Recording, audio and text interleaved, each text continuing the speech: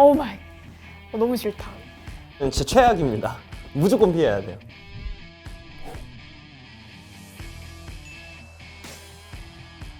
자기 감정을 컨트롤 못하는 사람이면 화가 뭐 폭력으로 이어질 수도 있고, 절제할 줄 아는 사람을 만나야 연애도 행복할 것 같습니다. 저는 절제할 수 있습니다. 저를 놓치지 마세요. 가제력이 없는 사람을 좀 조심해야 하는 것 같아요. 술 먹고 술 주정하는 남자. 술 먹고 자기도 못 지키는데 어떤 여자를 지키겠어요?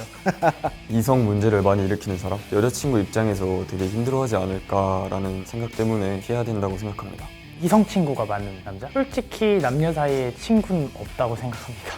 주위 사람을 지나치게 많이 챙기는 사람을 좀 피해야 될 것 같아요. 주변 사람들 많이 챙기는 사람들의 특징이 안에서는 좀 잘하는 경우가 별로 없더라고요. 게임에서 딜러만 하는 사람은 좀 피하는 게 낫지 않나. 높은 확률로 이기적인 성향이 있을 수 있다. 남자 화장실에서 소변기 있죠. 소변기에서 누군가 먼저 있는데 바로 옆칸에 서는 사람. 빈칸이 있는데 굳이 옆칸으로 온다? 이거는 피해야 됩니다.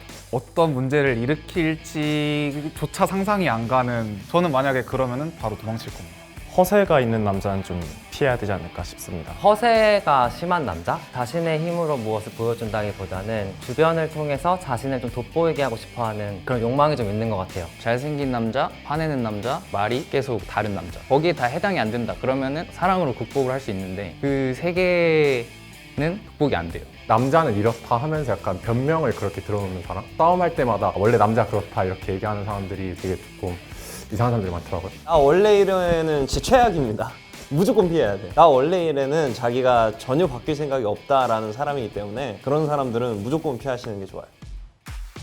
거짓말하는 여자는 무조건 믿고 걸으셔야 합니다. 자기를 되게 순결하고 하얀 백지처럼 표현하는 여자분들 있어요. 걔네들이 백지가 아니라 흑지일 수 있어요. 조심하세요. 혼담을 달고 사는 여자분들, 소위 말해서 확성기?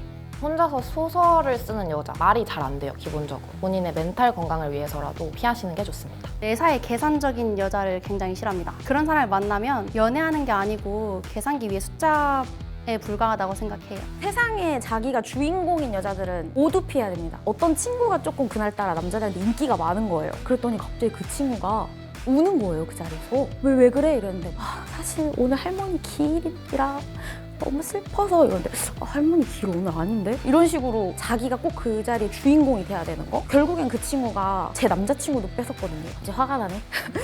이간질 많이 하고 앞이랑 뒤가 다른 이런 사람은 그냥 남자든 여자든 만나면 안 될 것 같아요. 여자친구 있는 남자한테 찝적대는 여자. 오 마이. 너무 싫다.